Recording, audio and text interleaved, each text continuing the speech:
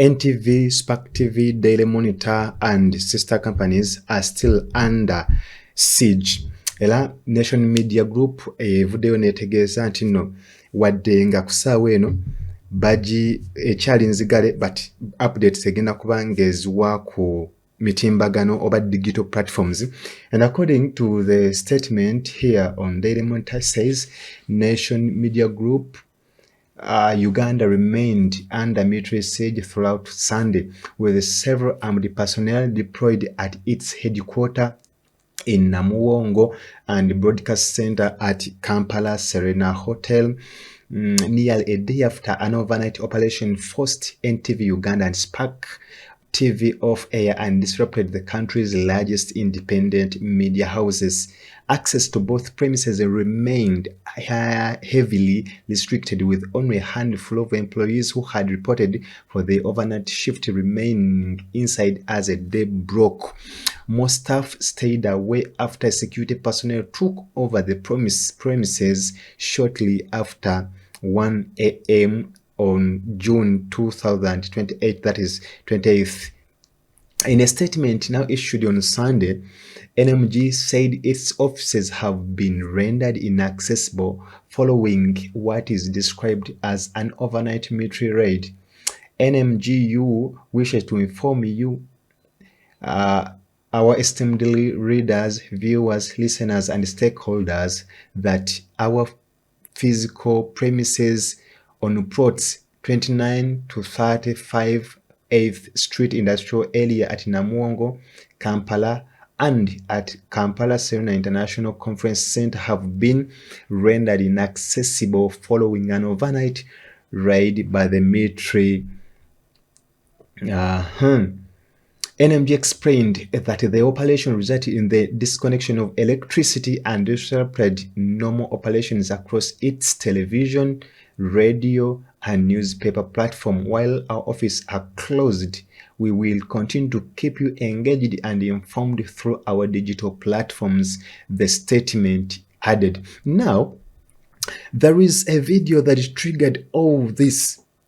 Waliwo emboozi NTV gye yayisa oba gye yaraninga, emboozi eno ng'egamba, yali ebuuza, omutwe gwali is Muhoozi Untouchable. Eno y'emboozi eno yali ebuuza is Muhoozi Untouchable. Era gye tugenda okusinziirako tubuuze era tuwulirize biki ebyalimu. After that story, that was bagifulumya mu nga 16 omwezi ogwa June omwaka guno ogwa 2016. Era wano emboozi eno yasakulatinga nnyo, Muhoozi n'anyiiga. Muhoozi wanyiiga n'agamba NTV enomusasula billioni 10 oba si kyekyo agenda kugiggala. Twali tulowooza asaaga, but this is what is happening. Let's first hear from this story ki ekyalimu ddala. Omutwe gwali kugamba is CDF Muhoozi the Untouchable Lawbreaker. Ekivunula nti Muhoozi Kainerugaba akulira amagye ga Uganda ye takwatibwako, y'omumenyi w'amateeka atakwatibwako, untouchable lawbreaker.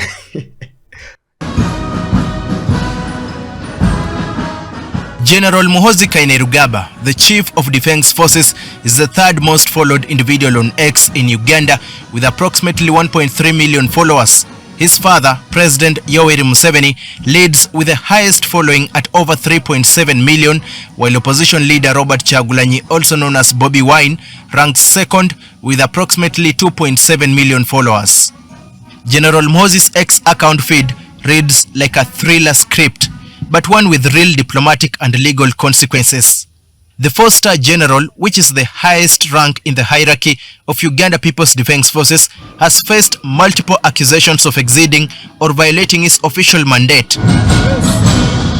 As a senior military officer, his actions are governed by the Uganda People's Defence Forces UPDF Act.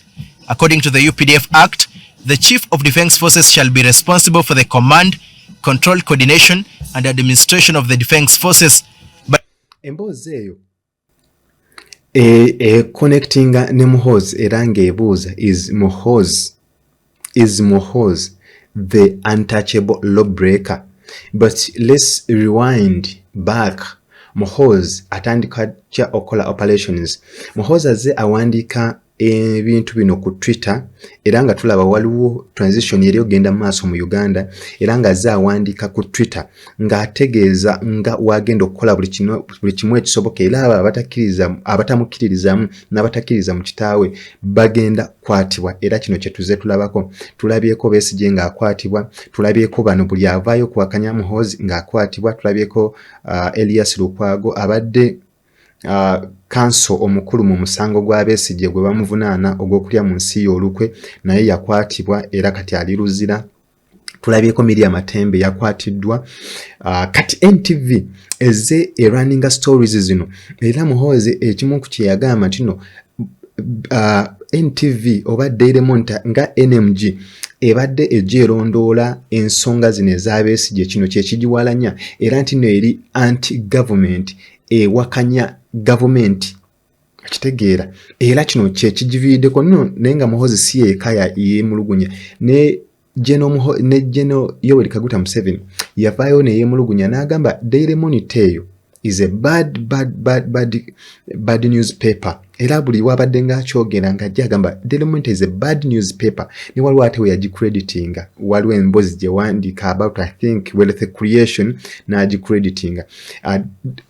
NTV eno yagobwako mu parliament ani yagigoba speaker ow'omulundi ogw'okumi ono speaker yali yakavaako Honorable Anita Amonge olw'emboozi ze yali ng'ekuba amaze ogigoba before Museveni yali yagaana Daily Monitor ne NTV okugenda kubeera ku nkuŋŋaana ze zonna z'abeera akubye ng'agamba bwe baba basobola tebajja beesonyiwe ebya Museveni bagende kubanga bo bawagira opposition era emboozi za opposition baziteekako nnyo essira naye za gavumenti bazikuba bukubi. So tugende mu maaso tuwulire. Waliwo emboozi eno gye ngenda okuwa era nga yawandiikibwa olupapulo oluyitibwa online magazine eyitibwa thecriticmagazine.com era nga eyogera ku nsonga za Muhoozi era yawandiika omutwe ogugamba General Muhoozi is not above the law era nga yawandiikibwa Abeson Alex gye tugenda okuwulirako gye tugenda okulabamu era nga yawandiikibwa ng'ennaku z'omwezi 17 omwezi ogwa Juni omwaka 2026 ne katusooke tugende maaso nga tuwuliriza. Critics argue General Muhoozi has overstepped this mandate.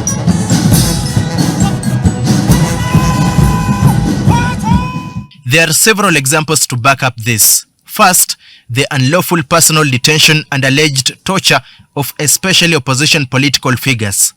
For instance, General Muhoozi in May 2025 publicly admitted on X that he was holding Chagulanyi's bodyguard, Eddie Mutwe, who had gone missing for some days in his private basement, which was definitely outside any gazetted detention facility. He posted photos of the detainee while shaved, claimed to have beaten him, and threatened further violence. The Uganda Human Rights Commission declared the detention unlawful and ordered immediate release, citing contempt risks. Critics and the Uganda Law Society condemned it as arbitrary detention, incommunicado holding, and potential torture. General Muhoozi rejected the Uganda Human Rights Commission's directive, dismissing the order as stupid and demanding an apology from the human rights body. Yet, his actions violated constitutional prohibitions on unlawful detention and anti-torture obligations as per the United Nations Convention Against Torture. Emboozi eyo tugenda gimalayo tugenda mpola tulabe era nga emboozi eno gye nagambye eyawandiikiddwa Abeson Alex egamba when the powerful are humiliated by those entrusted to serve the public, what then becomes the ordinary citizen who possesses neither influence, wealth nor status? The events surrounding the arrest and public display of former Kampala Lord Mayor and senior advocate Elias Lukwago have once again thrust Uganda into a profound constitutional conversation, while public discourse has largely focused on personalities, political loyalties, and immediate events. The real issue there before the nation is far more significant. The relationship between power and law in constitutional democracy. Reports indicated that the incident failed attempt to serve legal process connected to General Muhoozi Kainerugaba, who subsequently made a public statement on social media questioning the authority of anyone to summon him, reportedly stating that only President Museveni could do so. The significance of such statement extends beyond the realm of political reality. They raise fundamental questions about constitutional order, the independence of legal institutions, and the place of public officials within the framework of the law. Now, what we are wandika Twitter yaliko weti, those who want me to release him retweet, those who don't like I will decide after. Nga gambani nga gambo kulilizinga Elias Lukwago onawandika wansi, this idiot is still my prisoner who sold out me. Today kumboze eno twebuuza emboozi eno NTV gye yafulumya ng'eyogera eriko omutwe ogugamba is CDF Muhoozi the Untouchable lawbreaker. Let's wait. And now, former Kampala City Lord Mayor, lawyer and opposition politician Elias Lukwago has become General Muhoozi's latest victim. He was detained by soldiers on Monday, 15th June, after preparing to serve court papers on General Muhoozi related to threats and the Eddie Mutwe abduction. Muhoozi confirmed the arrest on social media, posted taunting images and captions, and vowed to inflict hurt and pain and kiboko, or severe beating. General Muhoozi noted that, and I quote, "I am proud of all the hurt and pain I will inflict on the criminal Lukwago." Lukwago's case is similar to that of Eddie Mutwe. Military involvement in detaining a civilian lawyer for legal actions against the CDF undermines civilian oversight. Before Lukwago and Mutwe, General Muhoozi threatened to kill four-time presidential candidate Dr. Kizza Besigye, who is in prison on treason accusations, and opposition leader Robert Kyagulanyi. He also publicly announced that security had killed at least 22 National Unity Platform party supporters, whom he referred to as terrorists. General Muhoozi's statements aren't just tweets. They potentially violate Uganda's Penal Code Act. Muhoozi yabaona ategeza n'agamba those who doubt him, now it's time to okutegeera nti bino byayogerako bituufu era nga ali mu action. Abadde bamunyooma, it is high time you now understand why he is doing like this. Abadde nga akola tweets ze nga mumunyooma nga mulowooza nti no byakola tabitegeera. Era ndabyeko abantu bayitha abadde nga bamunyooma bagamba Muhoozi atamidde mutamivu biki. But what I can tell you is Muhoozi byakola byonna alina ekigendererwa kyali okukola era alina kyayagala okutuukiriza. Mwabadde bamunyooma nga balowooza Muhoozi is not in charge. You will now understand it that this government has now two presidents, and first is Yoweri Kaguta Museveni and second is General Muhoozi Kainerugaba, because we are in a transition from the old guards to the new guards, and the new guards are headed by Muhoozi Kainerugaba. That's why PLU was created as ekisinde ekiri awo, era ng'olaba mu gavumenti ya Museveni bani abasingamu beebo abawagira PLU abali ku Muhoozi Kainerugaba. What does this mean? Bannayuganda tulina okuzibuka amaaso tumanye nti no, whereas tuyinza omulabanga ndowooza now you understand why nti ebigambo byabadde ayogera oba byabadde akolanga tweets ze abadde nga abitegeeza era tabeerangako na joke n'emu. Every time he posts, he knows what he's posting. And those who have been doubting, it's high time you understood that this man is serious and is ready to do everything within his means. Yokulaba ntino obuyinza buno abalaga ntino yabulina. Era indeed yabulina kubanga bino ebintu byonna Museveni yabiraba. I mean, abductions, arrests, whatever, the posts, threats, name them. But he's Museveni knows whatever is going on and is just silent about this. Chovola bitino the old guards banabadde ku lusage lwa Museveni batandise okweralikira balabanga omusajja ono ayinza nabo beefuulira engeri gye tuli mu transition nti obuyinza abuwaddemu mutabani we bwanzo beefuulira ate nabo n'abatuusaako obulabe. So let's wait, let's continue. Cap 120. Section 81 of the Penal Code, for instance, provides that any person who, clause A, with intent to intimidate or annoy any person, threatens to injure, assault, shoot or kill any person, or to burn, break or injure any property, or clause B, with the intent to alarm any person, discharges a firearm or commits any other breach of the peace, commits an offense and is liable to imprisonment for a period not exceeding 4 years. Repeated death threats against political opponents could also touch on broader prohibitions against incitement that risks public peace. General Muhoozi has also been involved in potentially unauthorized foreign policy and diplomatic overreach. Recently, he announced suspension of all UPDF cooperation with the US Embassy, accusing it of harboring Robert Kyagulanyi. However, he later deleted the tweets and apologized. US senators called for sanctions review. In 2022, he tweeted that, and I quote, "It wouldn't take us, my army and me, 2 weeks to capture Nairobi." Kenya erupted in outrage. President Museveni publicly apologized, and Muhoozi was briefly removed as the commander of the land forces, but promoted from the rank of lieutenant general. You see, from all the threats, what the reward was to elevate him. So what does this mean? Museveni akola byonna byakola okulaba nti no by the time wagamba nti naaviirawo nga Muhoozi asobola okuyimirira era nga twali amuyisaamu maaso. Kyova olaba nti no bino newakola threats Museveni avayo ne yeetonda naye ate n'amwongera mayinja era nga kati aholdinga ebifo bibiri, CDF and presidential advisor on special operations. That's why this abduction and threats are going on. I mean, byonna ebikolebwa, these are some of the operations eza Museveni zabadde ayagala era ng'emu yamala ogituukiza yabeesigye okumuteeka mu kkomera era nga right now tanabufuna na justice. To a full general, foreign policy is an executive function and not unilateral by CDF. Such statements can damage Uganda's international relations, potentially violating UPDF disciplinary codes and constitutional command structures.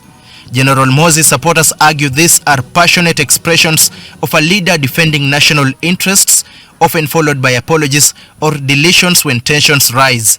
No formal charges have struck against the four-star general, despite petitions and widespread calls.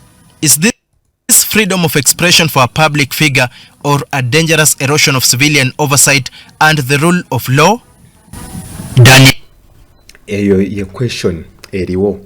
Let's read from this. A constitutional democracy survives not because power exists, but because power is restrained. Indeed, the greatest achievement of modern democratic governance is not the creation of authority, but its limitation. Courts exist to review executive action. Legislature exists to oversee public institutions. Citizens possess right precisely because governments are not meant to exercise unlimited direction. Muhoozi Kainerugaba Lukwago will not be in prison for a minimum, will be in prison for a minimum of 10 years.